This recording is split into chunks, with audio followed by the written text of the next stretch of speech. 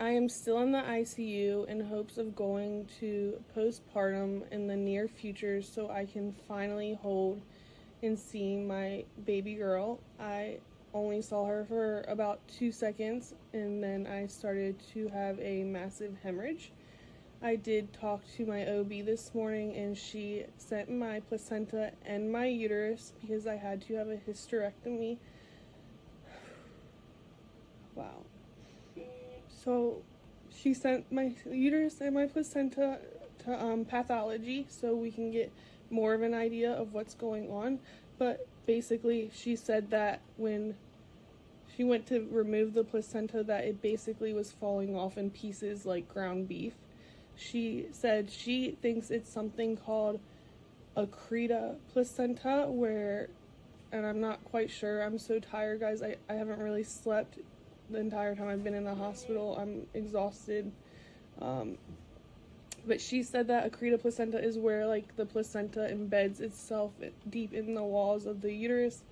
And that is her guess on why all this happened. She actually told me she does not think it's endometriosis that caused this. So it was really, everything was out of my control. There's nothing I could have done or prepared for this to happen. I lost a ton of blood. They had to do rapid infusions, platelets, fresh frozen plasma, pretty much every medication you can think of to try to stop the bleeding. Wow, this is horrible.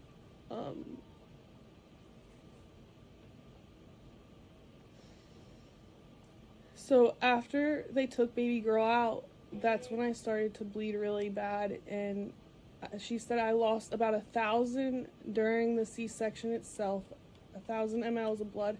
She said I lost another 1,000 in the OR of blood. They started giving me blood transfusions then, and then she said I lost around like 1,700 later in the day. So what had happened was I thought I'm sorry, I'm all over the place. It's like I'm still processing everything.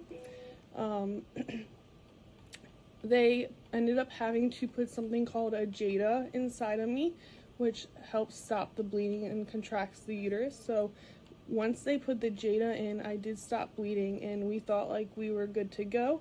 That can only stay in for a certain time period. So after delivery, I got a bunch of blood products, a bunch of medications, fresh frozen plasma, everything. And they sent me to postpartum, and there was a video I already updated about my postpartum stay. Everything was actually going pretty decent, and then when they took the Jada out that evening, it was basically like opening the floodgate gates. My uterus was boggy.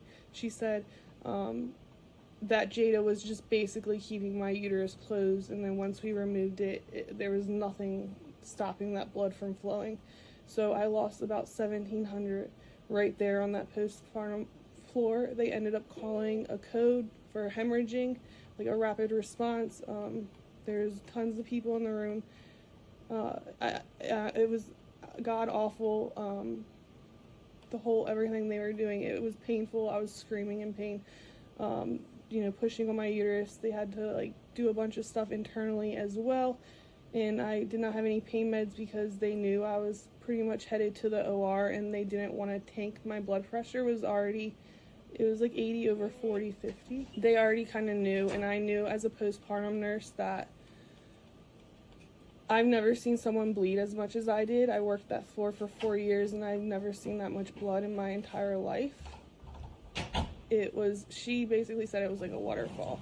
So it was bad, and I knew as soon as I saw what was going on, I knew I was headed for a hysterectomy.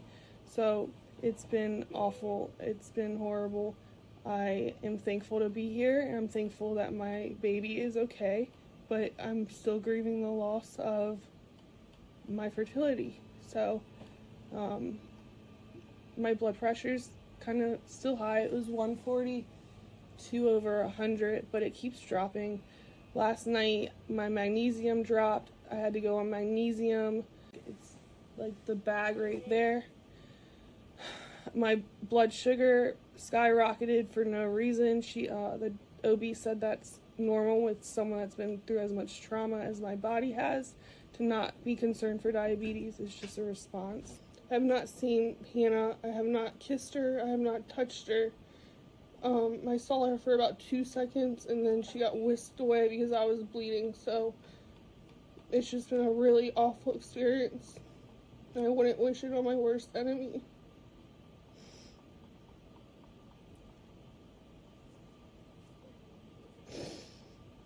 So thank you everyone who has prayed and has said kind and supportive things. It's greatly appreciated. And I'm going to stay strong, and eventually I'll get out of the ICU, hopefully today or tomorrow, and I can go see baby girl and eventually go home once they figure everything out. So, yeah, that's my update, and I'm obviously just over everything at this point.